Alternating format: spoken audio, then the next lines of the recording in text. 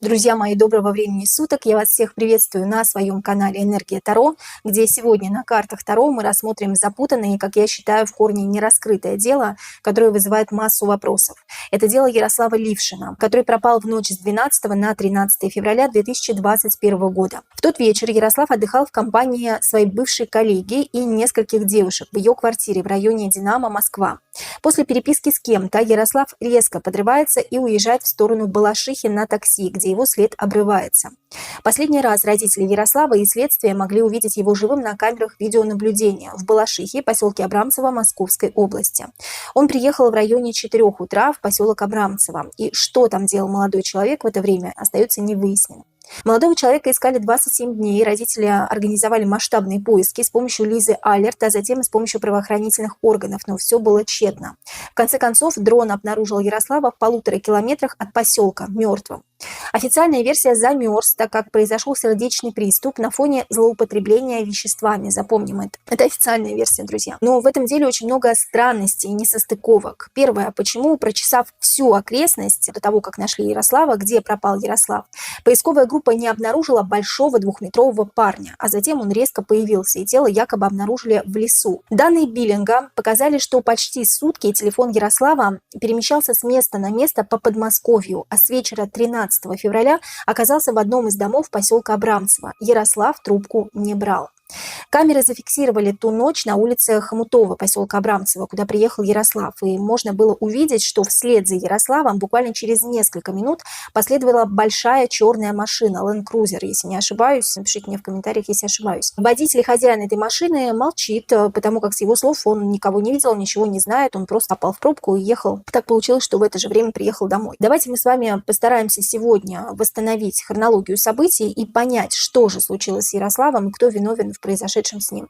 Меня зовут Сабина, я таролог и рунолог с опытом работы более 12 лет, детский психотерапевт.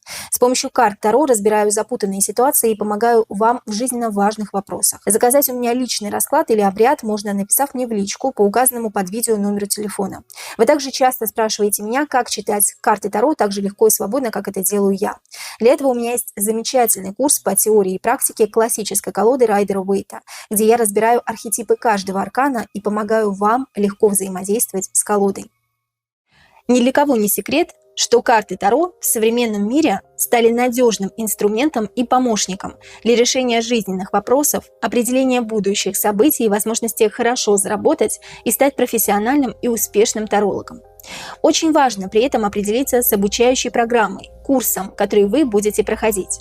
Эксперт, обучающий вас, должен сам практиковать Таро, его курс должен быть глубоким и интересным, и при этом важна обратная связь от мастера. Мой курс по классической колоде Райдера-Уэйта – то, что необходимо как новичку в Таро, так и уже опытному тарологу, желающему освоить новые аспекты в работе с колодой. На моем курсе неограниченный доступ к видеоурокам, которые вы можете изучать, совмещать со своей основной деятельностью. Уроки выходят раз в неделю, что позволяет вам освоить и переварить материал за это время. Вы всегда сможете получить от меня обратную связь и помощь в практике и работе со своими клиентами на раскладах. Мои ученики уже берут первые расклады и умело разговаривают с картами, так как на уроках мы изучаем не просто теорию и практику, а учимся взаимодействовать с каждым арканом. Сам курс находится в закрытом телеграм-канале, и попасть туда вы можете, просканировав QR-код на экране и написав мне в личку. Также мои контакты есть под видео в описании. Положительные отзывы о моем курсе вы можете увидеть у себя на экране. Они красноречивее любых слов. Если вы хотите получать глубокие знания по Таро, практиковать Таро для себя и своих клиентов и прекрасно понимать все, что вам говорят карты, то мой курс именно для вас. Оставляйте заявку сейчас, и вас ожидает подарок. Курс «Безумной луны» Патрика Валенса бесплатно. Друзья мои, пожалуй, мы разделим на несколько частей наш большой расклад. Вопросов получилось очень много. И начало истории, вот где еще ничего не произошло, где Ярослав 12 февраля сидит вечером после работы. Он закончил свою работу, никуда не торопится уходить из офиса. Он чего-то или кого-то ждет. Здесь вот мы зададим первый вопрос. Ярослав перебирает соцсети, смотрит YouTube, с кем-то переписывается на рабочем месте. С кем он переписывается в этот момент и почему он не уходит с работы, чего он выжидает. Даже мама его говорила, да, что он чего-то или кого-то ждал. Не уходил с работы, хотя давным-давно закончил работу. Карты, здравствуйте. Сегодня с нами карты Таро Светлого Провидца. Первый вопрос. С кем Ярослав Лившин переписывался в офисе после работы 12 февраля 2021 года? С кем Ярослав переписывался? Давайте две карты возьмем. И почему он не уходил с работы? Чего Ярослав Лившин выжидал 12 февраля 2021 года? Сидел, ждал в офисе, не уходил с работы. Чего или кого он выжидал? Может быть, просто не хотел идти домой по какой-то причине, да? Две карты тоже давайте выясним. Итак, с кем переписывался 12 февраля 2021 года Ярослав Лившин в тот вечер, в который он пропал, собственно, с кем он переписывался?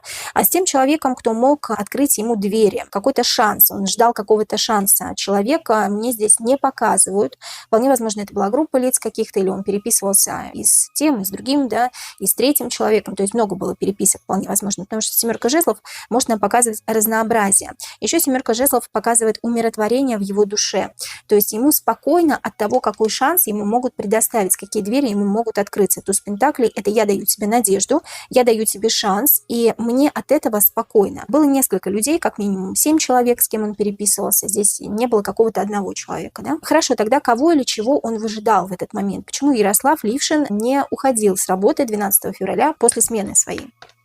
Чего или кого он выжидал? Королева жезлов, какая-то женщина, что женщина даст ему отмашку, или что женщина ему скажет, вот сейчас можно, или вот сейчас можно приехать, вполне возможно, да, королева жезлов, женщина яркая, активная, позитивная, либо просто огненного знака зодиака, да, женщина, которая имеет какую-то цель по отношению к Ярославу на данный момент времени, вот именно конкретно на 12 февраля. Умеренность, действительно, выжидать кого-то, действительно кого-то ждать, и умеренность, что мне дадут отмашку, что мне королева жезлов даст отмашку, скажет, вот сейчас можно приехать ко мне, например, да?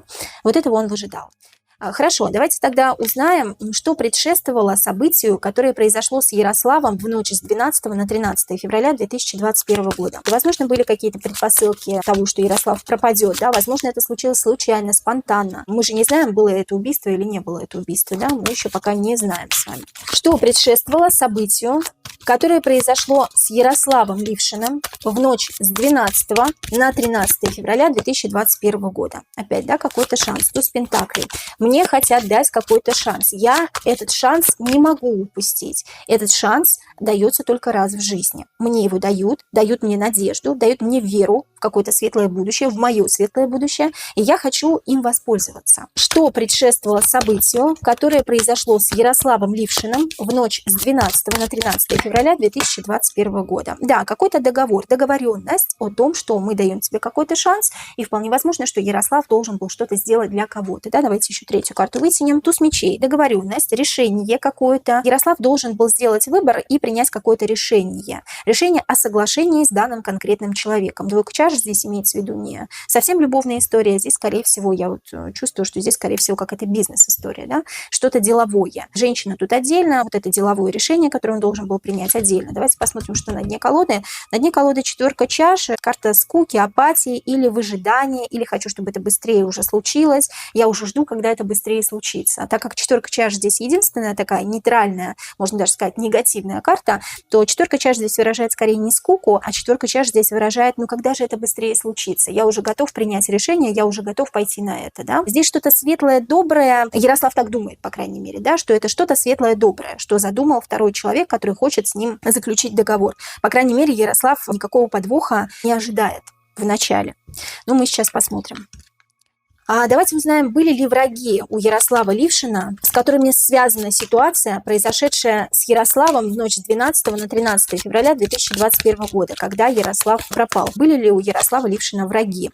Королева чаш, женщина, которая благосклонно относится, в принципе, к Ярославу даже не нейтрально, а он ей симпатичен, симпатизирует ей. Но в какой-то степени королева чаш здесь играла одну из главных ролей. Вполне возможно, была каким-то заманивающим фактором, да, то есть ей нужно было удержать внимание Ярослава, вполне возможно. Это не могу сказать, что враг, но это человек, который сыграл свою определенную роль, серьезную, главную роль, одну из главных ролей в этой ситуации. Были ли враги?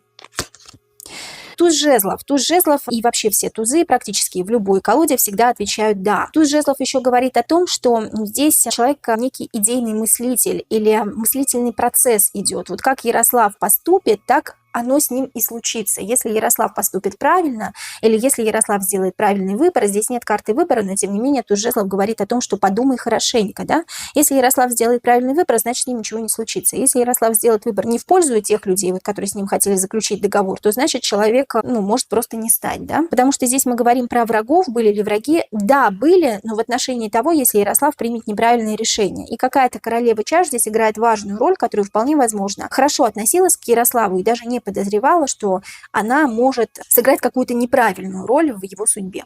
Давайте вот так будем говорить. Я не вижу здесь конкретных врагов, я вижу, что врагов можно нажить буквально вот за секунду в лице тех людей, с которыми Ярослав собирался заключить какую-то договоренность. И значит, если ты примешь неверное решение, неправильное, если ты от чего-то откажешься, то тебе будет хуже. Это не столько враги, сколько люди, которые имеют какой-то авторитет, наверное, по тузу жезлов, да? Четверка пентаклей, да. Четверка пентаклей, ты только наш, или четверка пентаклей, никому тебя не отдадим, или ты должен принять решение в пользу нас. Вот здесь идет какое-то решение, принятие какого-то решения. Были ли враги? Как таковых не было врагов, но были люди, которые поспособствовали тому, что случилось с Ярославом. Были ли какие-то неразрешенные вопросы у Ярослава Лившина, которые могли повлечь за собой серьезные последствия для Ярослава в ночь с 12 на 13 февраля 2021 года? Были ли какие-то неразрешенные вопросы? Девятка пентаклей, да нет, все было стабильно. Все, в принципе, было стабильно, все было хорошо. Жизнь полная чаша, как говорится, да, все прекрасно. Но, наверное, когда мы прокрастинируем, когда мы стоим на месте, когда вот у нас уже все хорошо, все прекрасно, и мы хотим чего-то большего, то мы, соответственно, идем к чему-то большему, да, и он к этому большему шел как раз, да, вот рыцарь мечей, он бежит к чему-то, он бежит вот к транспортному средству. Я хочу открыть для себя что-то новое. У меня все хорошо, в принципе, все прекрасно, цели я своих достигаю, деньги у меня имеются, все стабильно, но хочется чего-то нового, где я могу, возможно, получить еще больше денег, или еще больше ресурсов, или еще большую стабильность, да, тут может быть речь не про деньги. Он к чему-то стремился к такому, что выведет его из состояния прокрастинации, вполне возможно, он хотел чего-то большего. Были ли какие-то неразрешенные вопросы? Нет, я бы так не сказала. Это случилось вот в одну секунду, в одну минуту. Да? Вот что-то случилось в одну секунду, в одну минуту, после чего его жизнь резко изменилась. Это как раз произошло в ночь с 12 на 13 февраля. Предпосылок как таковых не было. Он ни в чем не был замешан и ни в каких недобрых делах, каких-то событиях не участвовал. А чувствовал ли Ярослав незадолго до своей смерти угрозу, нависшую над ним? Или что с ним что-то может случиться? Чувствовал ли Ярослав угрозу своей жизни? Паж жезлов. Паж жезлов, он идет не глядя, да, он стремится к чему-то и не чувствует никаких угроз. Я иду к каким-то новым целям. Я поставила для себя цель, какую-то новую задачу, я иду к этой задаче, но я не чувствую какой-то угрозы. Нет, угрозы нет. Восьмерка мечей, у него закрыты глаза, у него связаны руки, закрыты глаза. Вот сам человек, а в зеркале он не видит, да, не видит свое состояние, которое будет у него буквально через некоторое время. Он не видит того, что может с ним произойти. Он просто идет и стремится к своей цели. Беззаботный человек, легкий на подъем, активный, огненный, страстный, желающий что-то новое внести в свою жизнь, предпринимающий человек, да, человек, кто хороший, светлый достаточно. Он как паж жезлов, а пажи, они не всегда думают в хорошем смысле этого слова. Они сначала идут и делают, а потом они могут подумать. Вот, огненная энергия, она обычно такая у людей, у огненных людей, да. Стрельцы, львы, овны. Напишите, кстати, в комментариях, кем был Ярослав по знаку зодиака. Не посмотрела. Восьмерка мечей – это тот человек, у которого связаны руки, завязаны глаза, и человек не видит, что с ним что-то может случиться. Не чувствует, по крайней мере, на начальном этапе, что с ним может что-то произойти. Давайте теперь поговорим про Люцию.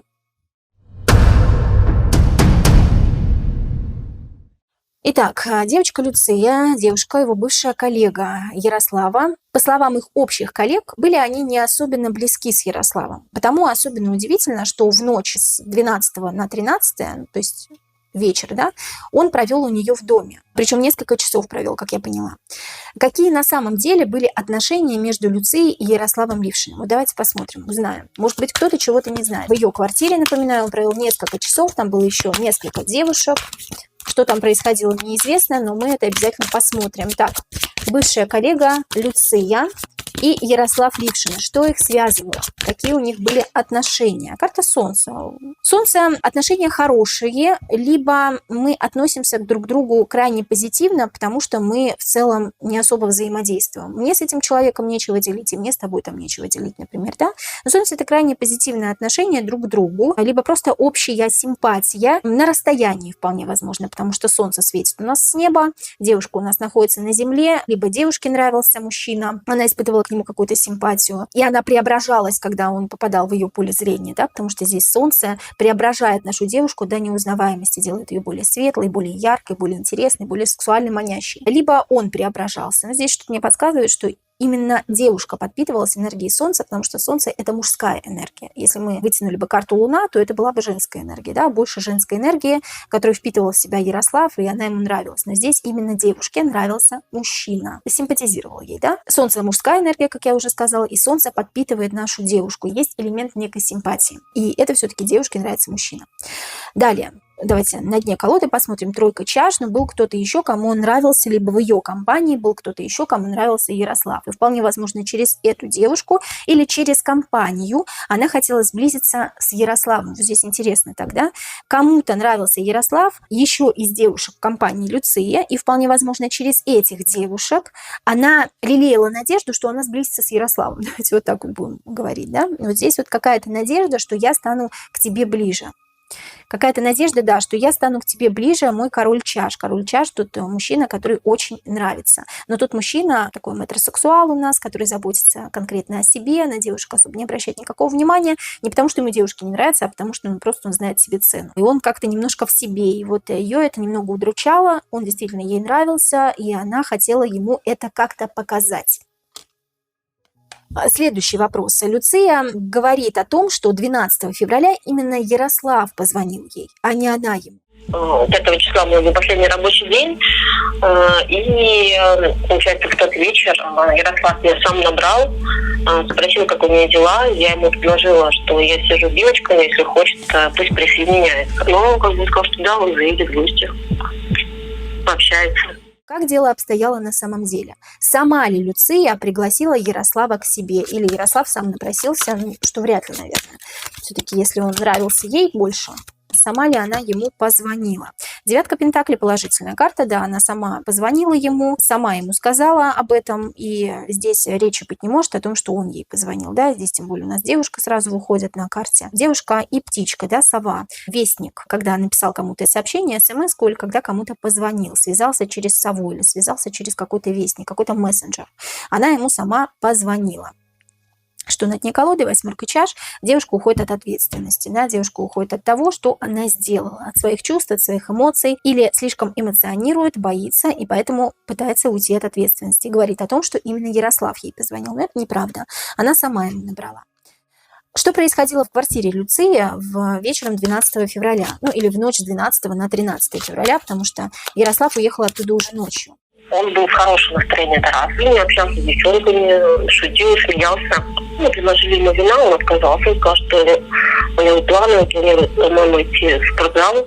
Что происходило в квартире Люции в ночь с 12 на 13 февраля 2021 года, когда туда приехал Ярослав. Пятерка жезлов. Пятерка жезлов несколько человек, как минимум 5 человек. 5 может больше, да, ну здесь до 5, либо 5 все-таки. Давайте так будем рассуждать. 5 человек, либо до 5 человек о чем-то разговаривают, спорят, может быть, выясняют какие-то отношения, но здесь в хорошем смысле этого слова, спорить, выяснять отношения в хорошем смысле этого слова. Я не вижу здесь каких-то серьезных разногласий, драк тем более, да, каких-то физических проявлений некрасивых. Здесь именно обсуждение чего-то, яркое, активное обсуждение чего-то. Несколько человек обсуждают, что происходило в квартире Люции, когда приехал Ярослав. 6 мечей.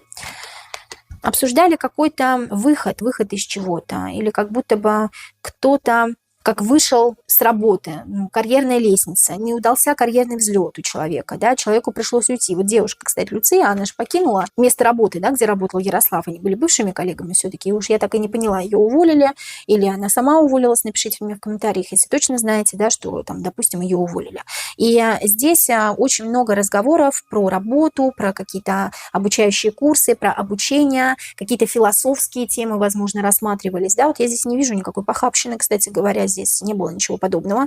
Здесь не было даже каких-то сексуальных намеков. Нет, такого нет. Кто пишет, что это было, что там были какие-то оргии. Нет, неправда. Это неправда, друзья мои. Пятый старший аркан Иерофант говорит о возвышенных каких-то чувствах, эмоциях, о обучении, о работе, о том, что кто-то вышел со ступени карьерной лестницы, да, о том, что кто-то ушел с работы, ему пришлось уйти или его уволили, допустим, шестерка мечей, обсуждались какие-то моменты, спорили, не было разногласий, но о чем-то спорили. И вот пятый старший аркан Иерофант, кто-то кого-то обучал, я говорю, возможно, рассматривались какие-то философские темы, книги обсуждались. Интересный такой был вечер достаточно. И в основном мужчина, он был таким главным лицом этого вечера. И он управлял разговорами, да, которые происходят там на кухне, возможно, они сидели, да, или в спальне, не суть важно.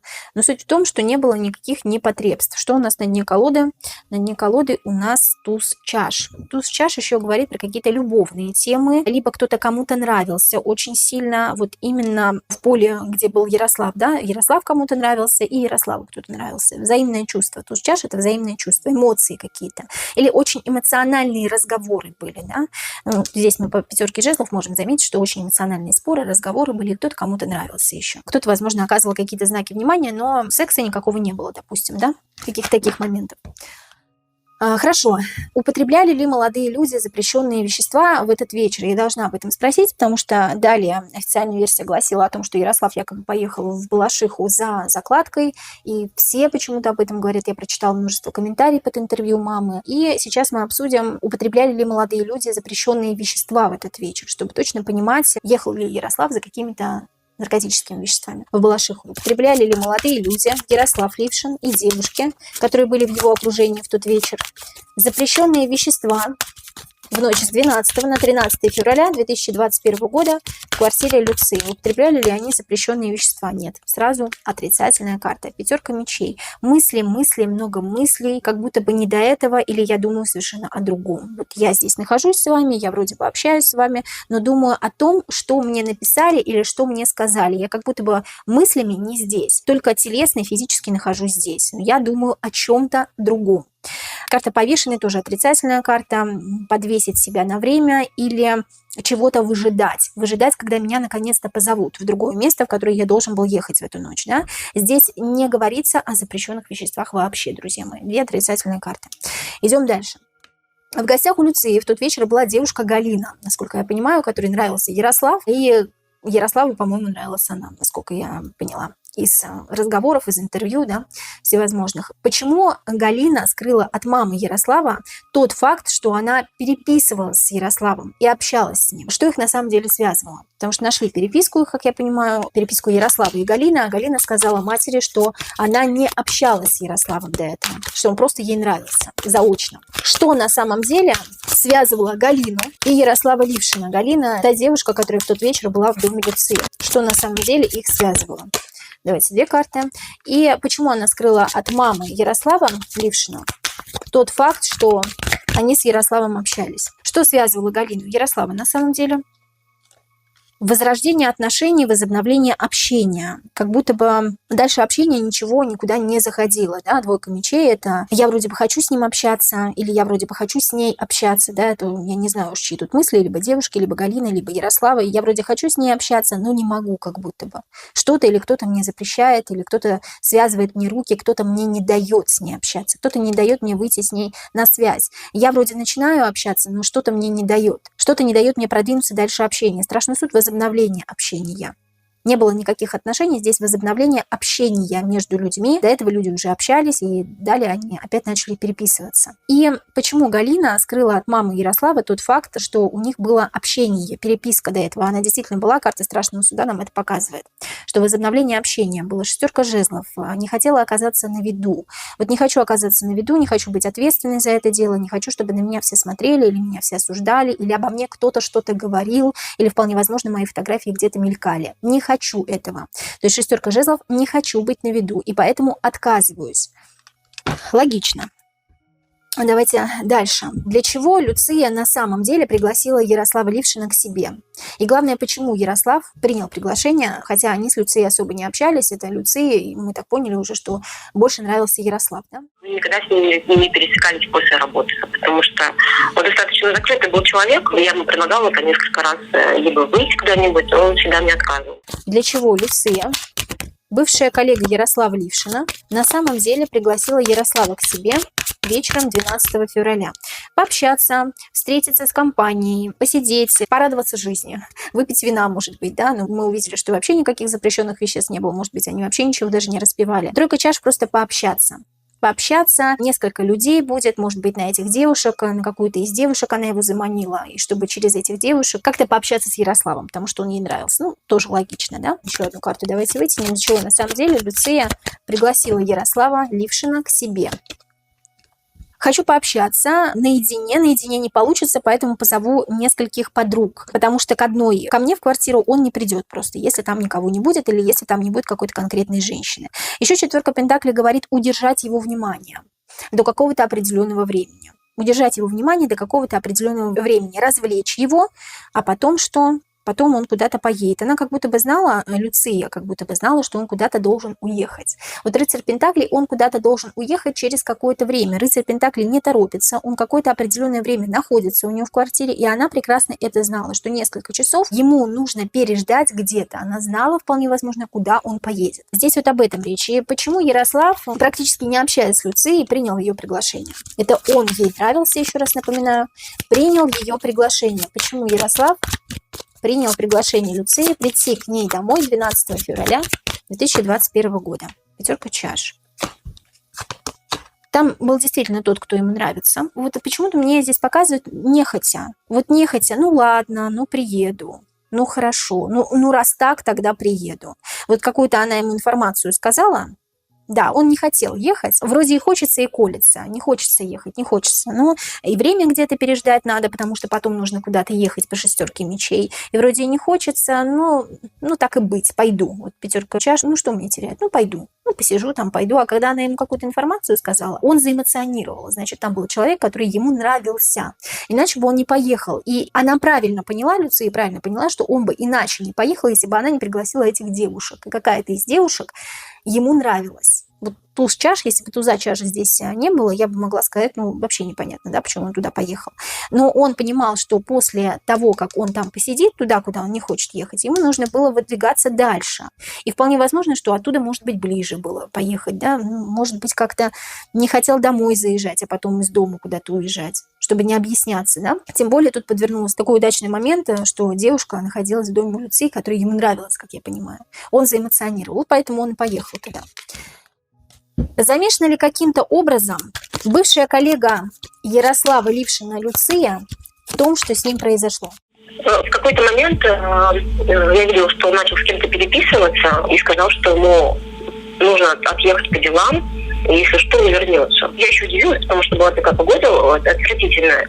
Я еще спросила у него, стоит ли, нужно ли вообще ехать или нет. Но говорю, как настоящий мужчина, он сказал, это мое дело, и не стал мне давать больше комментариев никаких. Просто сам ужас ситуации в том, что он даже не сказал и даже не намекнул, куда он направляется, к кому он направляется, в какую сторону. Замешана ли каким-то образом бывшая коллега Ярослава Лившина Люция в том, что произошло с Ярославом Лившиным? Тройка мечей. Не замешана, но так получилось, что если бы она не позвала его к себе, вполне возможно, он бы не поехал на эту встречу. Я объясню. Тройка мечей – это отрицательная карта, не замешана. Действительно, девушка очень сильно переживала или переживает до сих пор, потому что здесь девушка кричит от боли. И как же так? Как же так произошло, если бы вот я его не позвала, или если бы я там что-то не сделала, я бы ему не позвонила, я бы его не удержала у себя дома, он бы туда не поехал. Она винит себя в этом сейчас себя. Действительно, есть здесь не прямая вина, косвенное, но я бы даже вину это не назвала, я бы назвала это тем, что человек сам себя винит, сам себя оборачивает в эту жертву, да, жертву обстоятельств и виновницу вообще всего этого, всей этой ситуации. Что же я наделала, если бы я там не позвонила тебе, ты бы ко мне не приехал, возможно, ты бы туда не поехал. Она примерно представляет, понимает или даже, может быть, знает, кто это сделал, но она не виновна. А разговаривать с мамой, вполне возможно, она не хочет именно потому, что она не хочет все это вспоминать и не хочет возвращаться к тому вечеру, потому что она думает, что именно она виновата, пусть и косвенно, в этой ситуации. Тройка мечей, разбитое сердце, потому что действительно мужчина ей нравился. Она хотела найти ключик к его сердцу, возможно, таким странным образом, через других девушек, но тем не менее, тройка мечей, да, здесь выходит. Разбитое сердце, у меня горе, у меня печаль, у меня тоска по этому человеку. Восьмерка пентаклей. Восьмерка пентаклей, девушка сидит, ничего не делает. Девушка сидит, ничего не делает, так получилось. Так получилось, здесь фазы Луны, полнолуние, новолуние, убывающая Луна, растущая Луна. Так сошлись карты. Так получилось. Девушка не виновата, девушка сидела на месте, ничего не делала. Для того, чтобы что-то случилось с молодым человеком, с Ярославом Лившиным, я имею в виду, да? Здесь она никак не замешана, но себя она обвиняет очень сильно. Вот так, друзья мои. Давайте теперь поговорим про Балашиху, поселок Абрамцево, куда поехал Ярослав после Люции. Для чего Ярослав Лившин поехал в Балашиху? Для чего Ярослав Лившин в ночь с 12 на 13 февраля 2021 года поехал в Балашиху? Это были какие-то деловые вопросы, ему нужно было решить какие-то деловые вопросы, бизнес-вопросы, деловые вопросы, вопросы по деньгам. Это вопросы любовного характера. У Ярослава были разборки с кем-либо в эту ночь, какие-то неразрешенные вопросы. Это были наркотики или это было что-то другое. Для чего Ярослав Лившин поехал в Балашиху в ночь с 12 на 13 февраля? Это были деловые вопросы, да, по жезлов у нас уже выходил. Это что-то новое. Вот что еще не началось? Вот я вижу цель, не вижу препятствий, я иду к ней, я счастлив, я прям вот лечу на эту встречу. Он почему-то летел на эту встречу решить какие-то деловые вопросы, бизнес-вопросы, вопросы по деньгам, все, что касается денег, все, что касается бизнеса, все, что касается работы. Это к этому относится. По жезлов положительная карта, мало того, это карта двора, это сам Ярослав вышел, да. Почему пажом вышел, не рыцарем, не королем, да, не потому что он по характеристике личности паж, а потому что он что-то новое начинает. И ему это нравится, он с энтузиазмом туда едет, с большим энтузиазмом. Огонь, он еще сам по себе огненной энергии, да, человек. А вопросы любовного характера. Королева Пентаклей. Ехал ли он в Балашиху по вопросам любовного характера? Я могу сказать так. Королева Пентаклей – это женщина, которая у него в сердце. Это может быть как девушка, это может быть как мама. И мы сейчас говорим про любовь, не только про любовь мужчин с женщиной, да, которые нас там тянет, сексуально манит, а про любовь всеобъемлющую, которая у нас в сердце. Слово «любовь» просто очень многие опошляют сейчас. Да? Любовь, чакра анахата, она у нас в середине, в сердце. И для нас в сердце есть только один человек, главный всегда, практически для всех, это мама, да, в первую очередь. И вот здесь королева Пентаклей мне почему-то представляется мамой. Я думаю о маме. У меня не девушка, здесь выходит любовный характер, любовь к маме. Я смогу наполнить ресурсом вас так, как вы того заслуживаете, так как ты заслуживаешь этого, мама. Почему-то мне мама здесь приходит, я не знаю, не приходит здесь девушка, приходит здесь главная женщина в жизни, ресурсная, стабильная, потому что стабильной девушки у него, конкретно у Ярослава, я не вижу в этот период времени. И вот здесь вот я наполню тебя ресурсом так, как ты этого заслуживаешь. И именно для этого я еду на эту встречу в первую очередь. Хорошо, разборки с кем-либо, какие-то неразрешенные вопросы были ли у Ярослава? Справедливость. Нет, все решено, все разрешено, все по справедливости, все честно, со всеми документами все правильно, все нормально. Но это как думал Ярослав. Да? А здесь по справедливости он не думал о том, что у него есть какие-то разборки с кем-то, о том, что у него есть какие-то неразрешенные вопросы. Все по справедливости, все хорошо, все отлично. Нет никаких кредитов, может быть, нет никаких долгов, нет никаких судимостей, все нормально. Наркотики. Императрица. Императрица – это положительная карта, но императрица говорит не о том, что он ехал туда за наркотиками, а императрица говорит о том, что люди, к которым он ехал, имели большое влияние. И вполне возможно, что они могли быть связаны с наркотическими средствами, запрещенными средствами. И вполне возможно, что Ярослав об этом знал. Это не говорит о том, что Ярослав употреблял наркотические средства, еще раз повторюсь. Императрица говорит о том, что в этом доме или туда, в этом месте, туда, куда ехал Ярослав, жило то, о чем мы сейчас с вами говорим, наркотические вещества. Это каким-то образом люди завязаны, связаны с этим. Может быть, они как-то продают, распространяют, да, потому что императрица – это распространять. Распространять свою любовь в данном случае, карта красивая очень, но так как мы говорим про наркотики, распространение наркотиков вполне возможно, да. Ехал ли он туда за этим, он знал, что эти люди занимаются чем-то таким подобным. Но он почему-то не боялся. Вот по жезлов я не боюсь. Что-то другое. Для чего Ярослав ехал в Балашиху? Для чего-то другого. Двойка мечей. Ну нет, здесь все уже сказано, да, а какие-то деловые вопросы решить, чтобы было больше денег, чтобы было больше средств, чтобы наполнить королеву Пентаклей, которую он очень любил, не только, в том числе и для себя тоже, естественно, да, он знал, что люди чем-то занимаются, но у него все было на мази, как говорится, да, по справедливости, не было никаких долгов, не было ничего того, о чем бы он думал в контексте того, что может с ним что-то случиться. Так вот, бизнес, деловые вопросы. И люди какие-то нехорошие. Сигнификатор настроения Ярослава на пути в Балашиху. Вот он сел в такси. Какое настроение у него было? Какой сигнификатор? Он с кем-то, наверное, переписывается опять, да? Какое его было настроение в этот момент? В ночь с 12 на 13 февраля 2021 года. Настроение Ярослава по пути в Балашиху. Вот он едет туда. Карта мир, он не обеспокоен ничем, у него мирное расположение духа, он находится в гармоничном расположении духа, настроен на какие-то деловые переговоры, разговоры, потому что рыцарь Пентаклей – это все-таки решение деловых вопросов. И все, у него гармонично в душе. Он не думает о том, что с ним может что-то случиться. Что на дне колоды у нас? Давайте посмотрим. На дне колоды шестерка чаш какие-то воспоминания, может быть, смотрит какие-то фотографии, просматривает, может быть, кого-то вспоминает, или, может быть, переписывается с кем-то, с мамой, может быть, да, вот он переписывался с кем-то из семьи, переписывается в момент, когда едет в такси. Может быть, вспоминает разговор, вот как раз-таки разговор делового характера, куда он и едет, собственно. Он не чувствует какой-то опасности. Опасности этой нет. Нет вот этой чуйки. Давайте все-таки уточним. Ехал ли Ярослав Лившин в ночь с 12 на 13 февраля 2021 года в Балашиху, поселок Абрамцево, за закладкой? Потому что это одна из официальных версий. Вторую мы сейчас назовем. Ехал ли Ярослав Лившин в Балашиху, поселок Абрамцево, за закладкой, за наркотическими веществами? Карта император. Он ехал к императору. У меня здесь не вышло веществ никаких. У меня здесь вышел человек. Он ехал к мужчине при власти. Это очень серьезный мужчина. Очень серьезный мужчина, с которым не стоит спорить, с которым нужно соглашаться во всем. Если не согласиться с ним, то будет очень плохо. Потому что карта такая очень серьезная.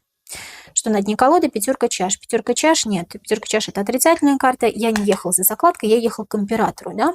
Ехал ли Ярослав Лившин самоубиваться, как кто-то говорит, да, то есть кто-то говорит, что он ехал для того, чтобы покончить с собой. Ну, это странная версия, конечно, покончить с собой можно в другом месте, не обязательно для этого в Балашиху ехать. Ехал ли Ярослав Лившин самоубиваться в ночь с 12 на 13 февраля 2021 года? Нет, конечно, да, семерка мечей. Но семерка мечей еще говорит о том, что он ехал так, чтобы никто его не заметил, или никто его не увидел, или так, чтобы это все побыстрее закончилось. Он как-то хотел очень быстро, незаметно пробраться не в дом, а незаметно все это сделать быстренько, уже с этим совсем разобраться и уехать. Но здесь точно не про самоубийство. Он собирался вернуться обратно домой. Просто он не хотел, вполне возможно, чтобы родители волновались. Да? Вот как-то хотел он, чтобы это все быстро закончилось, и чтобы никто ничего даже не понял. Карта дьявол. Дьявол – это связи, принцип связи. Он как-то был связан или завязан с теми людьми, кому он ехал. Или вполне возможно, что-то был должен им отдать, или что-то взять у них должен был. Да? Но опять-таки, это все решение деловых вопросов. Дьявол, я связан с теми людьми, к которым я еду. Мы сейчас узнаем, насколько хорошо он их знал, насколько хорошо он с ними связан. Но я связан с вами, и я еду к вам. Но он ехал к кому-то, понимаете, да? Кому-то. Не покончить с собой. Давайте тогда узнаем, кто позвал Ярослава в Балашиху. Мы уже увидели, что он ехал к императору, но тем не менее. Кто конкретно позвал, позвонил, написал, неважно, Ярослава Лившина в Балашиху в ночь с 12 на 13 февраля 2021 года? Кто позвал? Двойка жезлов. Как минимум 2 человека. Вот эта двойка жезлов, кстати говоря, когда я делала расклады на другой колоде перед раскладом, который я сейчас записываю, она постоянно мне выходила. Там постоянно 2 человека, связанных друг с другом. Как минимум 2 человека ему писали, 2 человека ему что-то говорили, что-то писали, звонили, может быть, ему, да? Как минимум 2 человека. Еще раз давайте спросим, кто позвал Ярослава Лившина в Балашиху, поселок Абрамцево, в ночь с 12 на 13 февраля 2021 года, когда он пропал? Десятка пентаклей. Эти люди связаны. Эти люди в одном роду, в одной семье. Братья, не братья, может быть, там отец и сын, дядя, может быть, да, и другой молодой человек. Ну, то есть здесь как 2 молодых человека. Здесь мужская энергия идет. Десятка пентаклей. Десятка пентаклей кто-то из семьи, кто-то из рода, из одного рода, из одной семьи. Кто позвал его, два человека из одной семьи. Еще вот здесь королева чаш. Королева чаш опять у нас выходит. Королева чаш – женщина, которой очень нравился Ярослав. Женщина еще сама по себе очень самовлюбленная, красивая. Она тоже имеет место какое-то здесь в этой истории. Вполне возможно, что это Люция, которая его позвала к себе, потому что он нравился ей, заманила его к себе, да, а потом поняла, что сделала глупость, но она сейчас себя обвиняет, по крайней мере. Либо это какая-то другая женщина, которая там была тоже. Мы спросим, были ли женщины в том доме, куда ехал Ярослав, если он ехал вообще к кому-то домой. Мы спросим. Ну, тут какая-то королева чаш, какая-то женщина, какая-то женская энергия присутствует. Но в основном мужчины. Мужчины из одного дома, из одного рода, из одной семьи. Вот давайте узнаем тогда, где была встреча назначена с Ярославом. Встреча с Ярославом Лившиным в ночь с 12 на 13 февраля 2021 года была назначена в лесу, потому что многие говорили, что он шел конкретно в лес. Или же Ярослав Лившин в ночь с 12 на 13 февраля 2021 года ехал кому-то домой в поселок Абрамцево, улица Хомутова. Королева Пентаклей снова это выходит. Что это за королева Пентаклей, вы мне показываете? Вот здесь мне показывают такую историю, что в лес он не ехал, потому что выходит вообще женщина, о которой он хочет позаботиться, женщина, о которой он постоянно думает, постоянно вспоминает, женщина, вполне возможно, из его семьи, опять-таки мама, да, королева Пентаклей. Я хочу незаметно пробраться домой или незаметно приехать так, чтобы мама вас, вполне возможно, уже спала, меня не увидела, чтобы я ее не беспокоила, вот чтобы маму не беспокоить. Здесь мне про лес не говорят, здесь вообще говорят про то, чтобы маму не беспокоить. Он ехал не в лес, он ехал в девятка Пентаклей, где уже все устоялось, где уже все спокойно, где все хорошо, где все стабильно. Девятка Пентаклей еще богатый какой-то дом. Вот богатый какой-то дом. Там много всего, там много Пентаклей. Это не лес, друзья мои, да? Богат лес тоже бывает, природой богат. Но здесь он ехал конкретно какому-то человеку. А девятка Пентаклей кому-то в богатый дом. Большой богатый дом, устоявшийся со своими устоями, традициями, вполне возможно, ценностями и деньгами. А вот здесь про лес почему-то мне, чтобы маму не беспокоить, показывают. Зачем бы я поехала в лес ночью, чтобы маму беспокоить? Вот здесь у меня королева Пентаклей выходит как мама. Все-таки, да, о которой он постоянно думает. И я проберусь домой незаметно, пока все спят, чтобы их не беспокоить, быстренько решу свои вопросы, приеду. Все. Здесь вот об этом речь. Он ехал кому-то домой. Ярослав вызвал такси к третьему дому. Почему, если он прошел мимо него? Ярослав Лившин. Сразу мне, да, отвечают. Десятка чаш. Десятка чаш. Ну, давайте сейчас еще раз зададим вопросы, вытянем карты. Ярослав Лившин в ночь с 12 на 13 февраля 2021 года, когда он пропал в поселке Абрамцево, вызвал такси к третьему дому на улице Хомутова. Почему к третьему, если он прошел мимо него? Действительно прошел мимо него, чтобы, может быть, не догадались, не узнали, куда он идет. Вот нужно, чтобы не поняли, куда я иду. Десятка чаш – переход во что-то новое. Или переход на другую улицу, или переход на другую дорогу, как-то перейти, да? Перейти на другую сторону, перейти на другую дорогу. Я шел по этой стороне, перехожу на эту сторону, допустим, да? Восьмерка чаш, чтобы никто не увидел, куда я иду. Чтобы таксист не увидел, куда я иду. Да, все должно остаться незамеченным. Смерть, перерождение, трансформация, переход во что-то новое или переход на другую дорогу. Вот как будто он шел по одной дороге, вышел из такси, а перешел как будто бы на другую сторону. Вот такое ощущение есть. И так, чтобы никто не заметил, куда я иду. Вот поэтому он вызвал именно к третьему дому такси. Тогда какой конкретно дом в поселке Абрамцево на улице Хомутова, Балашиха, был нужен Ярославу Лившину, который приехал туда в 4 часа утра в ночь с 12 на 13 февраля? Какой конкретно дом был нужен Ярославу Лившину? Дом номер 7.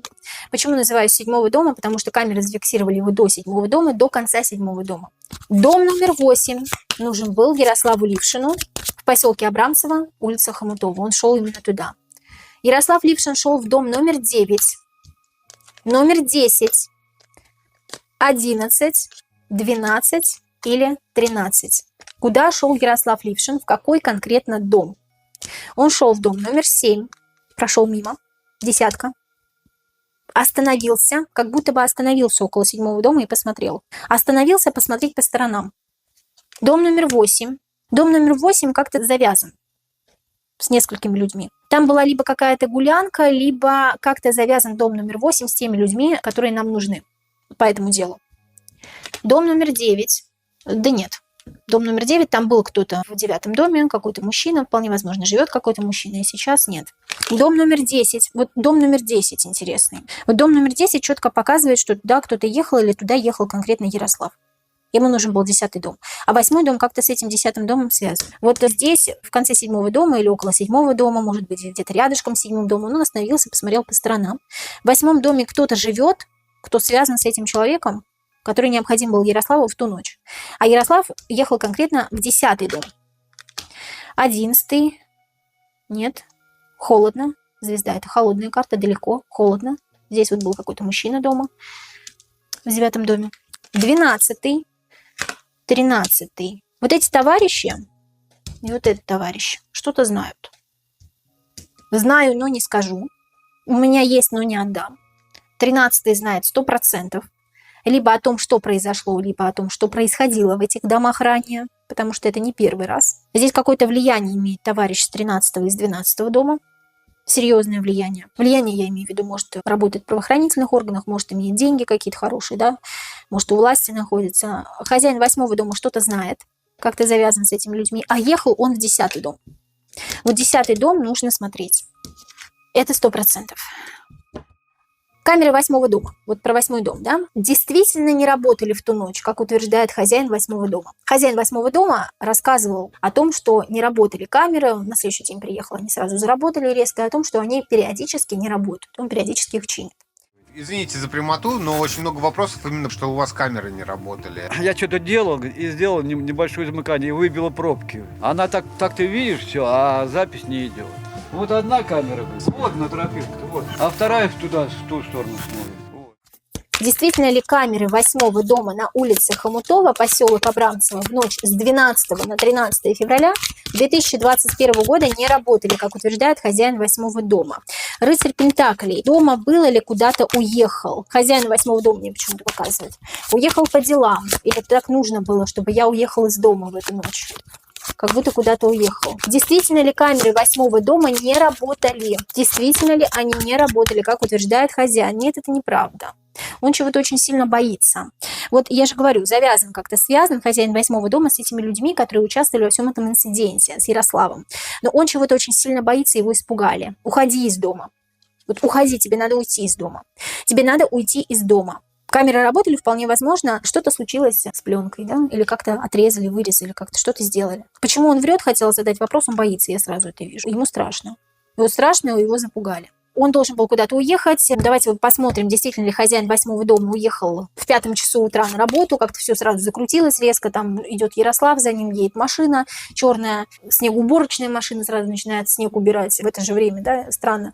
Практически в это же время, в 5 часу утра, уезжает хозяин 8-го дома якобы на работу. Ну, странно. Стечение обстоятельств, это не думаю. Хозяин 8-го дома на улице Хомутова в ночь 12 на 13 февраля 2021 года, когда Ярослав приехал в этот поселок, действительно уехал в 5 часу утра на работу. Ну, там в 5 часу, там, не помню, да, в каком именно конкретно. Действительно ли уехал на работу, туз чашу. Уехал, такое ощущение, что не на работу, да, вот просто ему, он жертва обстоятельств. Вот этот человек жертва обстоятельств. Я почему захотела перевернуть колоду, вроде бы туз это да, конкретное, да, он действительно куда-то уехал, как мы вытянули рыцаря Пентаклей, но его как будто заставили куда-то уехать. Хозяин 8-го дома, чтобы он там не находился. Жертва обстоятельств. Жертва обстоятельств, который думает, знает, принял решение, что ему нужно куда-то уехать срочно. Куда-то уехать, может быть, что-то сделать даже, да? Тут вот хозяин 8-го дома каким-то образом замешан, он знает что-то. Не замешан конкретно в этом деле, а он что-то знает, но молчит, потому что боится. Теперь хозяин 12-го дома. Хозяин 12-го дома на ленд-крузере. Через несколько минут после того, как Ярослав прошел по дороге, его зафиксировали камеры на улице Хомутова, поселка Абрамцево, поехал за ним на черной машине, на ленд-крузере, за Ярославом. Это случайное совпадение? Или он действительно откуда-то приехал домой, хозяин 12-го дома? Хозяин 12-го дома в ночь с 12 на 13 февраля 2021 года действительно специально ехал вслед за Ярославом. Или же хозяин 12-го дома не ехал за Ярославом, а так совпало случайно. Ему нужно было его привести. Не хочу, а надо. Вот столько противоречий здесь в этих картах. Не хочу, а надо. Связать, привести. Вот привести человека. Привести человека не хочу, но надо привести человека. Да, он ехал за ним. Ехал за Ярославом. Положительная карта вышла именно там, где он ехал за Ярославом. Тут жезл, да? Вот есть какая-то идея, какой-то план. Привести человека в дом. Привести человека туда, где его ожидает что-то плохое. Пятерка чаш, где его ожидает потеря. Ехал ли он случайно в это время? Ну, то есть не за Ярославом. Ему кто-то что-то сказал, кто-то нашептал, ворона каркнула в ухо, и голова теперь болит, да? Четверка пентаклей – удержать внимание человека или привести его, сманипулировать человеком, привести его силом в дом. То есть хозяин 12-го дома его не просто увидел, он его, скорее всего, подвез. Потому что здесь говорится о том, чтобы привести человека силом, сманипулировать человеком каким-то образом. Был какой-то план. Если человек не захочет, чтобы я там его подвез, мне нужно привести его силом, понимаете, да, о чем речь? Поэтому он ехал там не случайно. Поэтому и говорят, что хозяин 12-го дома не допрашивайте, не опрашивайте. Он ничего не знает. Ну, то есть странно, опять-таки, да? Водитель снегоуборочной машины, появившийся на улице через некоторое время. Видел ли Ярослава на улице? Может ли он что-то знать? Водитель снегоуборочной машины, появившийся в ту ночь, тоже буквально там через полчаса, по-моему, да? Ну, я думаю, что он не видел уже Ярослава, но может что-то знать. Видел ли Ярослава или может ли что-то знать о Ярославе водитель снегоуборочной машины, который появился на улице Хомутова в поселке Абрамцево в ту ночь? Да, конечно, тайна. Какая-то общая тайна, вот общее дело. Общее дело, общая тайна. Сам водитель вышел, рыцарь чаш, может быть, водного знака зодиака. Может быть, под кого-то пытается подстроиться, кому-то пытается угодить. Водитель снегоуборочной машины. Что-то, тайна какая-то, что-то знает. Что-то все знают, но молчат. Вот все, кто появился на улице в ту ночь, все что-то знают, но молчат, да, все что-то скрывают. Девятка чаш. Девятка чаш – обогащение за счет кого-то, или помощь кому-то в каком-то деле, подстраивание под кого-то, подстроиться под кого-то, общее дело с кем-то. Общее дело нехорошее, плохое. Луна. Убили человека, да? Опять вот. Здесь про убийство мы еще не говорим, но тем не менее здесь убийство человека. Девушка либо сама утопленница, либо ее утопили. Что-то точно знает и скрывает. Попал ли по итогу Ярослав Лившин в ночь с 12 на 13 февраля 2021 года в тот дом, в который он приехал в поселке Абрамцево, улица Хомутова? Попал ли он по итогу именно в тот дом? Да, попала справедливость, карта справедливости. Где с ним случилось что-то несправедливое, да, карты говорят. Потому что здесь девушка отзеркаленная у нас. Справедливо, несправедливо. Попал, да, попал. Справедливость карты нейтральная у нас такая. Или все произошло по справедливости, по карме, да, воздаяние какое-то по карме случилось. Что-то произошло. Смерть произошла, да? Произошла смерть. Смерть, я так понимаю, что произошла в этом доме, но мы сейчас уточним. Попал ли Ярослав в тот дом? Да, попал. И вся его жизнь изменилась буквально за минуту, за какое-то короткое время, как только он попал в этот дом. Знал ли Ярослав хорошо тех людей, к кому он ехал в ночь с 12 на 13 февраля 2021 года в поселок Абрамцево? Знал ли он хорошо тех людей? Насколько хорошо он их знал? Заочно он их знал. Девятка жезлов достаточно хорошо знал. Девятка жезлов как минимум 9 месяцев. 9 месяцев, 9 лет, 9 дней. Знал. Знал не только заочно, но и встречался с людьми. Встречался с людьми, да. Видел их воочию. Но узнал их с другой стороны. Здесь десятка чаш – это переход во что-то новое. И не факт, что во что-то лучшее, да, перейдет человек. Десятка чаш просто говорит о том, что человек переходит во что-то новое, трансформирует свою реальность. Десятка чаш и девятка жезлов говорит о том, что людей он знал хорошо, достаточно хорошо и видел их воочию. Что происходило в том доме, в который ехал Ярослав Лившин в ночь с 12 на 13 февраля 2021 года, когда он пропал? Что происходило в том доме, в который ехал Ярослав Лившин после приезда Ярослава? Что очень быстро закрутилось, завертелось. Разговор о будущем, о дальнейшем, о дальнейших планах. Очень быстро как-то либо быстро разговаривают, либо на повышенных тонах разговаривают. Либо о какой-то поездке, либо вот на повышенных тонах, что ты должен со мной поехать, или ты мне должен что-то сделать, или если ты сделаешь, вот у тебя будет вот так вот, если не сделаешь, будет вот так. То есть разговор о каких-то планах на будущее. Да. И человек, Ярослав, просто оказывается жертвой обстоятельств. Он не то чтобы негодует, он в неком ступоре от того, что ему предлагают. Он слышал нечто другое, нейтральное, то, что ему нравилось, ехал как раз-таки для этого, с энтузиазмом, а приехал и на повышенных тонах с ним начинают разговаривать о том, что будет с ним дальше, если он не то чтобы ослушается, если он не будет делать так, как нужно им или этому человеку. 3 старших аркана. Что на дне колоды? Паш Пентаклей. Да, был Паш Жезлов, он шел к какой-то цели, а здесь Паш Пентаклей. Здесь разговор про что-то совершенно новое. То, что Ярослав не слышал ранее по телефону, да, ему по телефону об этом не говорили, он в неком ступоре. Вот повешенная здесь вышла карта. Если бы повешенная не вышла, я бы сказала, что в целом разговор такой неплохой, да, о чем-то материальном, может быть. Но здесь даже не про материальное уже пошло дело, да, а Паш Пентаклей и Паш Мечей, вот Паш Пентаклей, Паш Мечей. А Ярослав начал много думать. Вот ему говорят информацию, он перебирает эту информацию в голове, как будто быстро-быстро начинает думать о том, что он использовал зря свой ресурс, что он сюда приехал. Да? Он использовал зря свой ресурс. Потраченный ресурс, то, что он сюда приехал, ему это не подходит, его это не устраивает. И Паш Пентаклей, я себя терять не хочу, или я не хочу перешагивать через какую-то свою гордость. Да? Как будто бы вот то, что ему предложили, это вообще никак с ним не ассоциируется, ни в какие рамки не лезет. Рамки его конкретных устоев каких-то, да, сложившихся. Давайте спросим напрямую, да, зададим напрямую вопрос. Произошло ли что-то плохое с Ярославом Лившиным в том доме, в который он приехал в ночь с 12 на 13 февраля 2021 года? Да, произошло что-то плохое. Произошло ли что-то плохое? Да, произошло что-то плохое.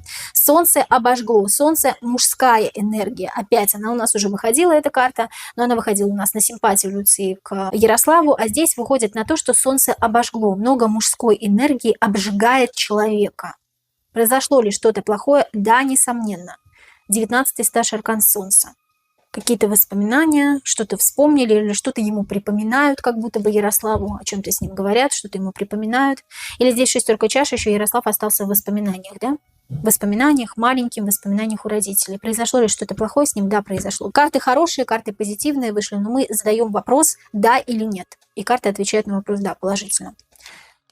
С Ярославом Лившиным произошел несчастный случай. Ярослава Лившина убили. А что с ним произошло? Как будто бы ни убийства не было, ни несчастного случая не было. Как будто бы несчастный случай, но к этому долго шли. Вот странно, но убийства сразу не было. Вот интересно. Карта интересная, запугали или долго пугать, долго мучить человека. Как будто бы к этому долго шли. Несколько человек мучили, пытали, долго к этому шли. Я не вижу здесь сразу убийства, я не вижу здесь в эту же ночь, да? Или даже на следующий день. Что произошло на самом деле с Ярославом Лившиным? Долго лежал, долго к этому шли, долго лежал, запугивали, мучили. Долго лежал обездвиженный, возможно, без ресурсов. Без ресурсов. Дух выходит сам. Без ресурсов дух выходит сам и император. Там вот мне хочется прямо вот снизу почему-то вытягивать, да? Император, и вот эту карту тоже хочу вытянуть. Прям хочется, прям идут эти карты, я сейчас объясню, друзья мои, у меня прям картина складывается. Долго лежал человек обездвиженный или долго лежал в каком-то коматозном состоянии, четверка мечей. Долго мучили, долго к этому шли. Не несчастный случай, потому что они делали это осознанно, эти люди, и не убийство сразу. Ну, как убийство получается, да? Преднамеренное убийство, просто не сразу произошло это убийство, а после того, как его замучили. Замучили, он остался без ресурсов, и его не убили, а такое ощущение, что он погиб сам. Погиб сам в каком-то месте, обездвиженный, долго лежит, и из него выходит дух, страшный суд. Там есть император, мужчина, которому он вполне возможно доверял, и которого он хорошо знал. Император властимущий, человек при деньгах, при статусе. И мир – это заключение под стражу или заключение, невозможность выбраться из какого-то замкнутого круга. Какое-то место, вполне возможно, сырое, много веток, может быть, подвал какой-то, да, ну что вот... Странное место какое-то, где мало места, как будто большому парню мало места там. И вот император и паш чаш очень странно. Как будто бы человек позиционирует себя как мужчина, но он не мужчина. В том смысле слова, что имеет какую-то предрасположенность к любовным взаимоотношениям с молодыми людьми. Как бы это странно ни звучало. И вот он находится в заключении. Какое-то определенное время находится, потому что я не вижу его сразу мертвым. Тем не менее, это убийство. Будем считать, что это убийство, да, это не несчастный случай, это убийство, несмотря на то, что дух вышел сам, его к этому подвели. Ярослава я имею в виду. А каков мотив вообще того, что Ярослава держали? Мотив. Ослушался, оступился, причем как-то резко принял решение, ослушался, оступился. Я ему говорю одно, он мне другое, башня, все, случился резкий крах. Башня – это когда резко случается крах, это когда какая-то автомобильная авария, какая-то катастрофа, которая случается резко, ежесекундно. Ежесекундно он принял решение, его как ударил кто-то, да. Вот у меня такое ощущение идет, ударили электрошокером. Как еще вырубить, вот здесь вот молния, как еще вырубить большого парня? Двухметрового парня, как еще вырубить? Как электрошок, как сзади подошли или по голове чем-то дали, да? Но по голове здесь вряд ли, вот здесь как какая-то молния, как какой-то ток идет. Мотив, почему это случилось с Ярославом. Друзья, если вам интересно это видео, прямо сейчас поставьте лайк, подпишитесь на канал и напишите свой комментарий под видео. Это помогает алгоритмам YouTube продвигать мое видео, а мне публиковать для вас больше подобного контента. Для вас это всего один клик, а для меня огромная поддержка. Спасибо вам. Итак, продолжим. Для чего, да, мотив, для чего Ярослава держали в этом доме? Почему его запугивали? Случилось все внезапно. Это не спланировано. Не спланированная акция. Ну как не спланированная? Они знали заранее, что если он откажется, они с ним что-то сделают. Мотив вообще, почему Ярослава держали в этом доме? Королева чаш. Какую-то женщину. Женщины не дают прохода. Женщины не дают прохода. Ты мне сам говорил, что женщины тебе не дают прохода. И тебе душно с женщинами. Как будто бы ему доказывают, что... Вот, вы уж извините меня, да, здесь такая интересная история. Голубая какая-то выходит. Но не в плане Ярослава. С Ярославом все в порядке с ориентацией. А вот здесь с ориентацией не в порядке у каких-то людей, которых он встретил в этом доме. И которых он знал, но не знал о них, о том, что у них что-то может быть не так с ориентацией. Такое ощущение, что очень долго Ярослав разговаривал с этим человеком, с этим императором о том, что что-то вот не так с женщинами. Да? Вот я не могу найти свою женщину, или я не могу найти свой идеал женщины, или я расстался с какой-то королевой чаш. Вот я говорю, здесь какая-то королева чаш присутствует, может быть, в его воспоминаниях. Да? Или я расстался с королевой чаш, и мне теперь больно, плохо, я не могу встречаться с женщинами. И здесь тот человек, к которому приехал Ярослав, говорит, ну ты же мне сам говорил, что с женщинами никак. Может быть, он его склонял к чему-то, да, к какой-то интимной близости с мужчинами, или, может быть, он ему об этом сказал, а этот человек имеет какой-то очень серьезный авторитет и боялся, что Ярослав, может быть, кому-то расскажет об этом. Вот здесь я боюсь, что ты кому-то расскажешь, и мне придет конец, придет крах. Вот здесь это интересная история такая, да. Двойка мечей. Здесь я вроде бы не хочу тебя убивать, но мне приходится, потому что я жертвую тогда не тобой, а собой. Здесь что-то связанное с женщинами и с тем, что ты вроде бы говорил мне, что не хочешь больше встречаться с женщинами. Интересно и необычно. Здесь что-то про некую любовную историю нетрадиционной ориентации и то, что я тебе дам шанс, если ты вот будешь там со мной, допустим. Да? А если ты узнал про мою нетрадиционную ориентацию, тогда тебе не жить. Потому что человек какой-то очень значимый, очень серьезный какой-то человек. Может быть, мы даже его знаем. Друзья мои, поэтому вот так вот здесь все необычно. Хотя эти люди вполне возможно занимаются, не вполне возможно, а точно занимаются распространением. Не сами употребляют, возможно, но занимаются распространением. Не какая-то конкретная женщина, здесь не про конкретную женщину, здесь в целом про женщин. И не какая-то конкретная женщина виновата в том, что произошло с Ярославом, а здесь какой-то мужчина, какой-то император, какой-то очень серьезный человек. А давайте все-таки узнаем, кто был в этом доме, мужчины, женщины, помимо этого императора, понятно, что кто-то был еще, кто был в этом доме в ночь с 12 на 13 февраля 2021 года в поселке Абрамцево, куда приехал Ярослав Лившин. Кто был в этом доме? Женщины тоже были, королевы жезлов. Помимо мужчин, мы точно знаем, что были мужчины. Кто был в этом доме в ночь с 12 на 13 февраля 2021 года? Кто был в этом доме? Ну, как вечеринка какая-то была, да? Были и мужчины, мы там видели императоры, да, еще там Паш Кубков, но Паш Кубков у меня выходила как нетрадиционная ориентация этого императора.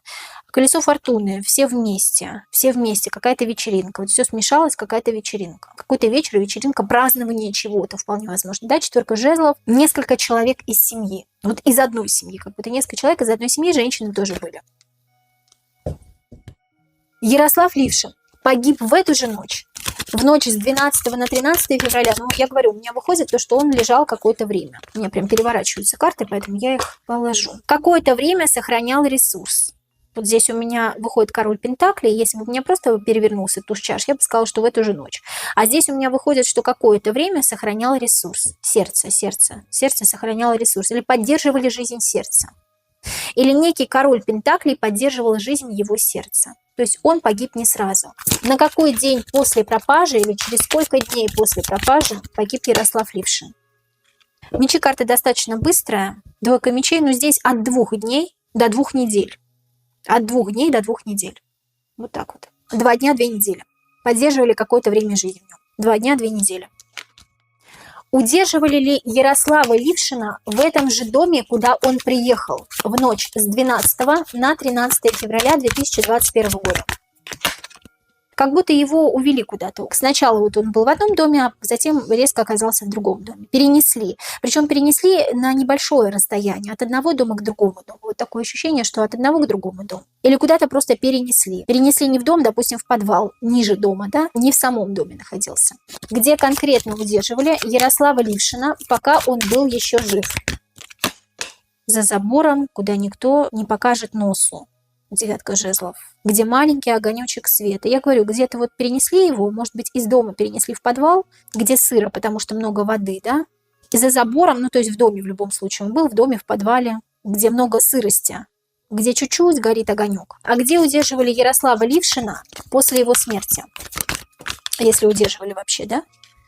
Много воды почему-то я вижу. Много воды или много замороженной воды, потому что здесь маг что-то делает с водой, после чего она приобретает какую-то определенную форму. Может быть, лед, может быть, холодильник, да, где могли удерживать. Много воды, холодильник. Маг превращает воду в лед, вполне возможно. Или просто там, где сырость, где много воды. Там, где тело не может разложиться, где холодно. Били ли Ярослава Лившина, избивали ли его? Избили, может быть, один раз, да, или избивали ли его периодически, может быть, выпытывали что-то из него, да? Судебно-медицинскую экспертизу. Там было написано, что у него все голени в больших гематомах. На одной голени 6 гематом, на другой 7 гематом. И, значит, там написано, что, скорее всего, удар нанесены плоским тупым предметом с травмирующей поверхностью соударения.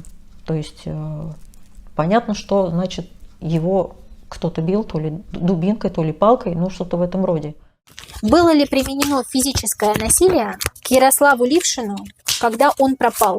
Было ли применено физическое насилие к Ярославу Лившину, когда он пропал? Да. Тесный контакт еще какой-то. Я боюсь сказать, да, какие-то такие вещи совсем нехорошие, не буду говорить здесь на ютубе.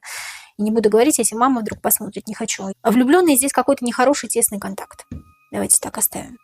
Было ли применено физическое насилие? Били ли Ярослава? Да. Да, пока удерживали, пока вот из него не вышел дух. Причем так, чтобы это было не видно. Карта Мир. Карта Мир, девушку не видно. За змеей Ураборос. Так, чтобы это было не видно. Ну и причина смерти Ярослава Лившина, основная. Что-то внутри. Сердце. Сердце, сердечная недостаточность. Что-то внутри остановилось. Карта переворачивается. Внутри остановилась, и вот голова как... Голова, сердце, сосуды, что-то с сосудами. Сердечно-сосудистая система. Причина смерти Ярослава Лившина. Сердечно-сосудистая система. Нет питания, нет кислорода, нет питания, нет взаимодействия с окружающей природой, нет взаимодействия с... Нет пищи, нет воды. Истощение.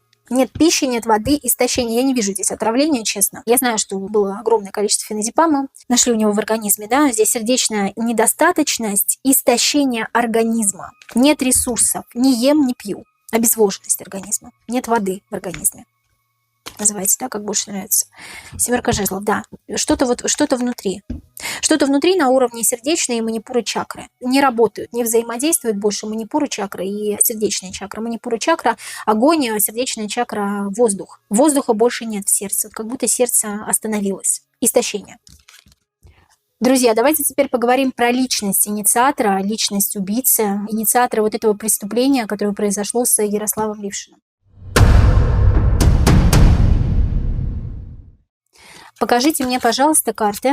Личность главаря, инициатора преступления, которое совершили над Ярославом Лившиным.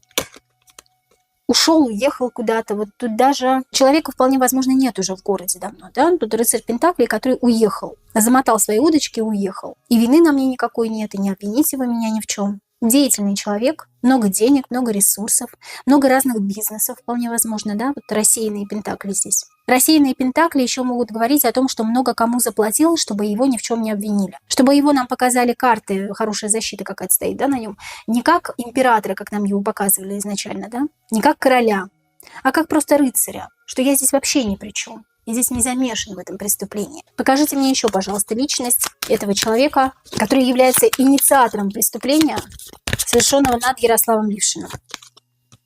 Компанейский, достаточно добрый в своих кругах, умеет создать вот эту иллюзию того, что он добрый, хороший человек. Искусный манипулятор, кстати говоря, да, по этой карте может быть. Человек, который очень долго на что-то решается, очень долго сидит на месте, но если решается, он идет в это. Четверка пентаклей достаточно жадный, скупой на эмоции, может быть, да, человек. Мне показывает его просто здесь как человека, почему-то характеристику личности. Мне показывает, что он просто уходит от ответственности. Вот главная карта, вот эта первая, которая вышла, это человек, который уходит от ответственности. Это человек, которого мы уже увидели императором. Но почему-то мне здесь показывает его рыцарем пентаклей, потому что я говорю, либо хорошая защита на человеке стоит, либо кто-то его скрывает, защищает, и он куда-то уехал уже. Для своих он хороший человек, компанейский. Человек, который может заслужить какую-то службу, дать денег, может быть, но человек жадный и скупой на эмоции. Или если я сказал, что это мое, значит, это будет мои. Такой вот очень принципиальный в этом плане. Кто виновен в смерти Ярослава Лившина? Сколько человек? Кто виновен? Сколько человек виновен? Да? Кто виновен в смерти Ярослава Лившина? Император, конечно, я же говорю, вот он и показался, да, снова. Инициатор, он же император, он же рыцарь пентаклей, тот, который уходит от ответственности. Кто виновен? Император, в первую очередь. Кто еще виновен в смерти Ярослава Лившина?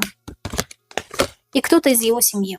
Император и кто-то еще из его семьи. Кто под него подстраивается и кто пляшет под его дудку. Как минимум 3 человека здесь задействовано. Как минимум, друзья мои. Здесь вообще толпа людей была в тот вечер, в ту ночь в доме. Тот, кого не видно. Тот, кто уехал, тот, кого уже никто никогда не увидит или никто никогда не узнает. Император. Император, который скрылся, вполне возможно. Десятка пентаклей, кто-то еще из его семьи, кто ему помогал. И тройка пентаклей еще может говорить, есть еще люди, которые ему помогали. Но мы уже выяснили, да, что есть люди из 12-го дома, из 8-го дома. Кто ему помогал? Имеют ли преступники, совершившие преступления над Ярославом Лившиным, отношение к силовым структурам? Работают там, имеют какие-то определенные связи и так далее. Каким-либо образом. Силовые структуры их боятся, держат их в узде, в ежовых рукавицах. Имеет ли отношение, несмотря на то, что здесь отрицательные карты вышли, отрицательные карты нам здесь много о чем говорят. О том, что силовые структуры их боятся, не могут ослушаться, держать в ежовых рукавицах, устрашать чем-то, своей властью, своей мощью, диктовать, как и что им делать.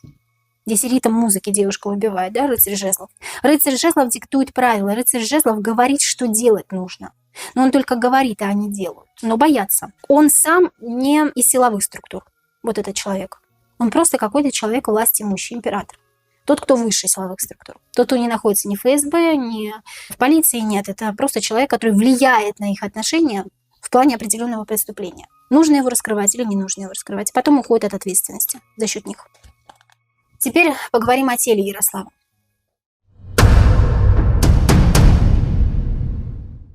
Много тоже невыясненных обстоятельств о теле Ярослава. Якобы Ярослава искали очень долго, но не якобы, а искали действительно его там 27 дней. И потом резко нашли. Как я понимаю, резко нашел дрон в 1,5 километрах от поселка. Ну как его нашли, если там уже искали? Действительно ли тело Ярослава Лившина обнаружили в лесу? Причем о том, что тело обнаружили, узнала первая не мама, не родители, не мама с папой, а Малах со своим прямым эфиром, как обычно, подсуетился, да? И уже потом мама, родители узнали через их редакцию, я так понимаю, что тело сына обнаружили. И, короче, это было 9-го. Я говорю, когда передача выйдет, он сказал, что, ну, наш вот этот, кто с нами возился, ассистент, он сказал, что, скорее всего, передача будет дня через 2 или 3. Мы, ну, оповестим. Потом, значит, позвонил вот этот ассистент Малахову и сказал, что мы решили передачу срочно монтируем, она сегодня выйдет в эфир в 16 часов. Мы так вообще просто опупили. Мы поняли, почему срочно монтируется передача. Оказывается,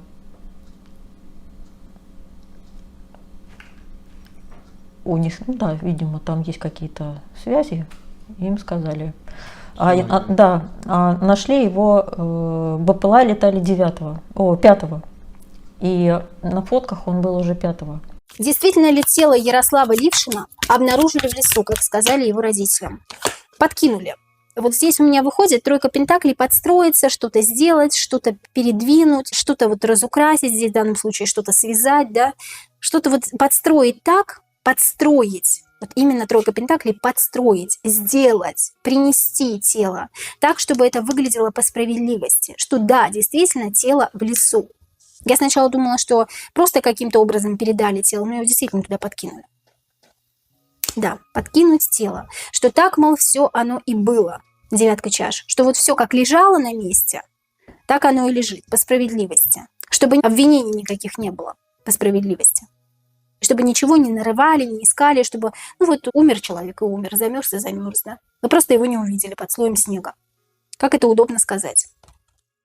Почему у тела Ярослава Лившина была неестественная, не характерная для замерзшего в лесу поза? Вот опять-таки, да, неестественная поза человека. Человек, когда замерзает в лесу, он в позе эмбриона замерзает, да, если холодно в лесу. А здесь человек был настолько скован, двухметровый парень был скован, как будто его держали где-то вот в маленьком помещении, в узком пространстве, в холодильнике, в том же самом, да, опять-таки. Почему у тела Ярослава Лившина, когда его нашли, была неестественная, не характерная для замерзшего в лесу поза?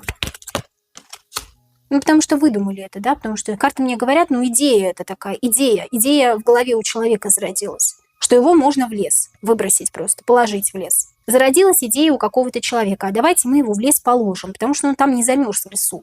Не был он в лесу, он не замерз в лесу, поэтому неестественная поза. А почему эта поза была, мы с вами увидели до этого, да, потому что он лежал в каком-то узком пространстве, узком помещении каком-то. Здесь несколько человек, за этими людьми кто-то стоит, и несколько человек придумывают, что сделать с телом. Вот что сделать такого, чтобы поняли, что вот человек замерз. Ну, просто его в лес положить. Да? Скованный, видите, скованный человек. Скованный человек в маленьком узком пространстве. Большой скованный человек в маленьком узком пространстве. Потому что он не замерз в лесу.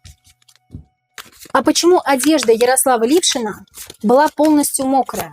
Когда мама впервые увидела его в морге, подошла к нему, она сказала, что одежда очень мокрая. Почему? Мы еще обратили внимание, почему у него одежда, вот, знаете, такое ощущение, что его просто из ведра водой окатили. Мы спрашиваем у этого заведующая там моргом была, что ли, ну, она потом вскрытие проводила. Мы спросили, а почему у него одежда такая мокрая? Она сказала, ну как же, типа, он же, ну, замерз. А почему одежда? Он сам еще не оттаял, а одежда мокрая. Вот такое, я говорю, ощущение, что он облит водой просто. Почему одежда Ярослава Лившина была полностью мокрая? Ну, что-то скрывают. Видите, верховная жрица сразу выходит, что-то скрывает. Какая-то тайна. Что-то, что нам никогда не расскажут. Верховная жрица еще в темном помещении, в темном сыром подвале, в темном помещении, в темном узком пространстве в холодильнике. Женщина знает тайну.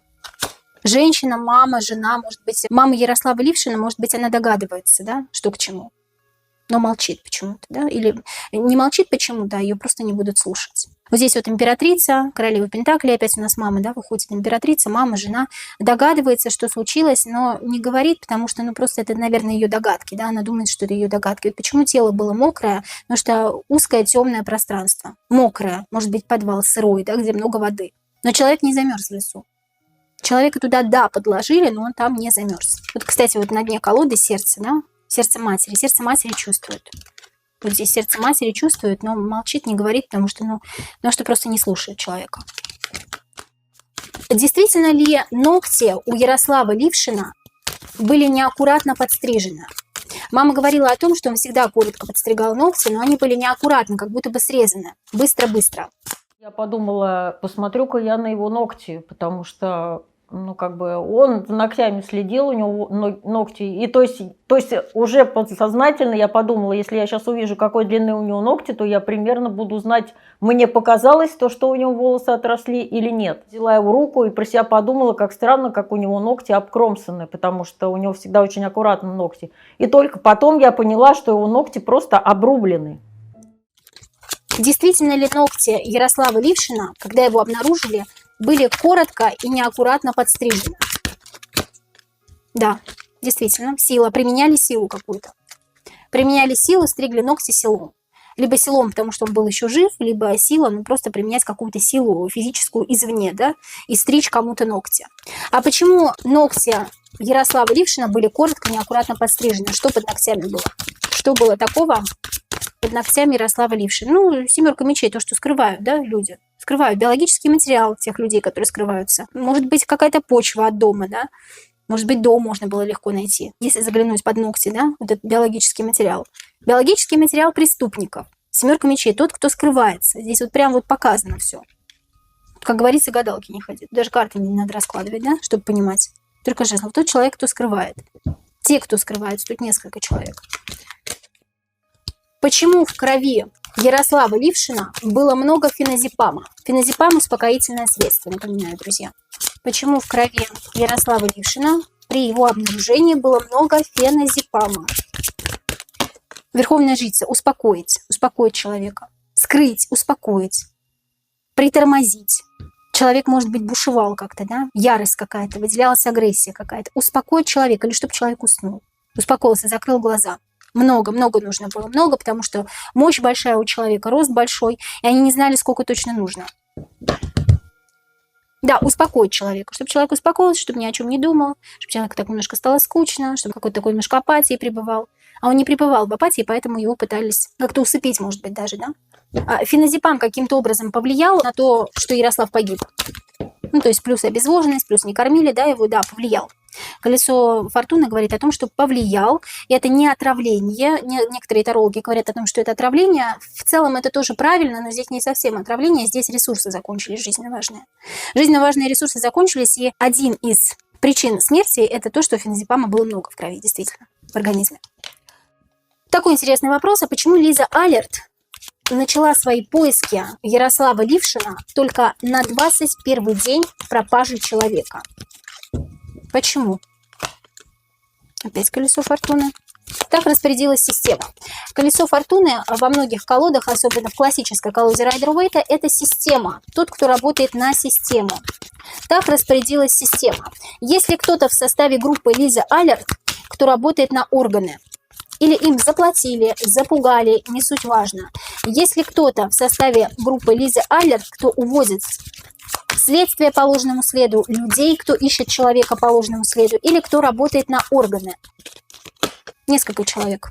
Да. Причем дурак говорит, что обновление произошло, обновление группы, или новые люди там появились, новые лица появились там, да. Те, кто либо работает на органы, ну, тут, скорее всего, работает на органы, да, тройка чаш, взаимодействие с органами. Есть в составе группы Лизы Алерт тот, кто взаимодействует с органами. Тот, кто уводит по ложному следу, отшельник. Не туда, не той дорогой.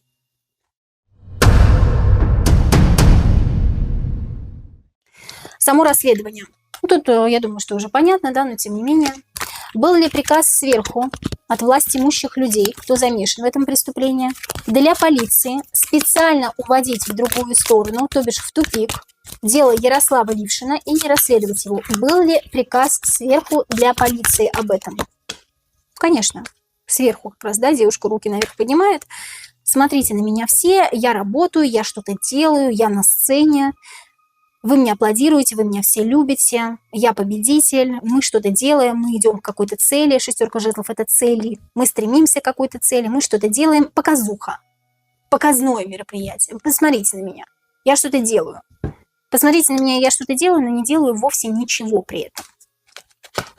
Да, стою на месте, не двигаюсь и увожу по ложному следу.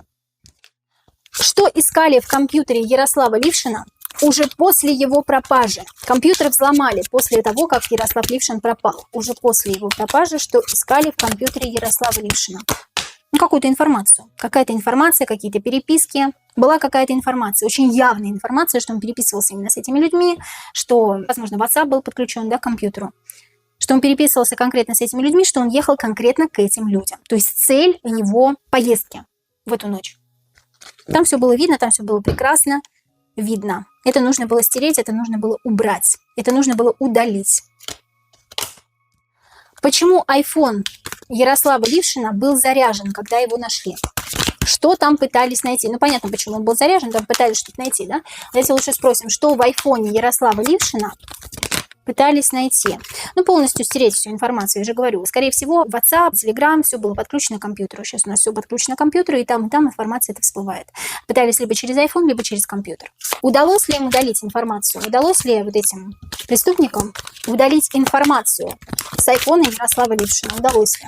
Да, удалось. Какой-то мужчина это сделал. Какой-то мужчина, который хорошо в этом разбирается, скажем так. Да. Взаимодействует с этими людьми, с преступниками. К преступникам сам не относится, но тем не менее взаимодействует. С ними удаляет информацию. По сути, тоже преступник. Тот же самый преступник за денежку удаляет информацию. Последнюю главу я хотела бы назвать «Мама Ярослава» или «Послесловие».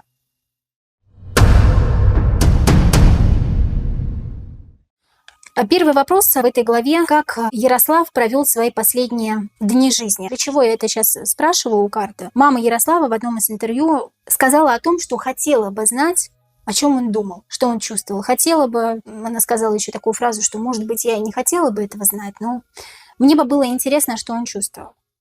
Когда начинаешь в своей голове прокручивать, как он знал, он не знал, что он чувствовал что-нибудь, не чувствовал, может быть, он был без сознания, может быть, наоборот, он понимал, что уже все, что ему страшно было или больно. И это просто ужас. Я просто даже не знаю, хочу ли я знать кто, но хочу знать как. По крайней мере, когда. И когда. Я очень прониклась к маме, и мне хотелось бы узнать, что действительно чувствовал Ярослав перед смертью, если он что-нибудь понимал, что-нибудь чувствовал, чтобы понять, как вообще прошли для него последние минуты жизни. Карты, скажите нам, пожалуйста, как Ярослав Лившин провел свои последние минуты жизни? Две карты. Понимал ли Ярослав перед смертью, что происходит, и был ли в сознании? Как Ярослав провел свои последние минуты жизни? Рядом с ним был император, который ему что-то говорит и смеется над ним. Император, который над ним смеется, который усугубляет его положение, который что-то говорит ему, говорит. Как будто вот много разговоров. Я слышу разговоры, вот много разговоров. Он как будто глаза закрыл, он просто слышит, как ему что-то говорят. Был ли он в сознании? Нет, он практически не был в сознании, потому что я говорю, вот глаза закрыты, он только слышит, что ему что-то говорят на фоне. Вот когда нам снится сон, мы что-то слышим, мы как будто бы в этом во сне что-то делаем, пребываем во сне, но не понимаем ничего. Вот как будто я что-то слышу, я хочу вот избавиться от этого шума, шум в голове. Но я пребываю как в полубессознательном состоянии. Когда я практически отхожу ко сну, такое ощущение, что он боли не испытывал. Он не испытывал боли, он просто уходил, как бы это ни звучало. Встретятся ли мама и Ярослав Лившин в этой или следующей жизни? Возможно, Ярослав переродится уже в этой жизни, возможно, в следующей жизни они встретятся снова. Они были очень близки, поэтому я задаю эти вопросы. Действительно, очень по-человечески жаль маму, родителей. Встретятся ли мама Ярослава и Ярослав Лившин снова в этой жизни или в следующей? Друг с другом.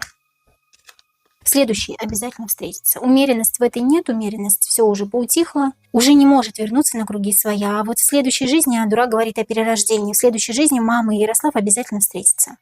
Обязательно. У меня даже мурашки пошли.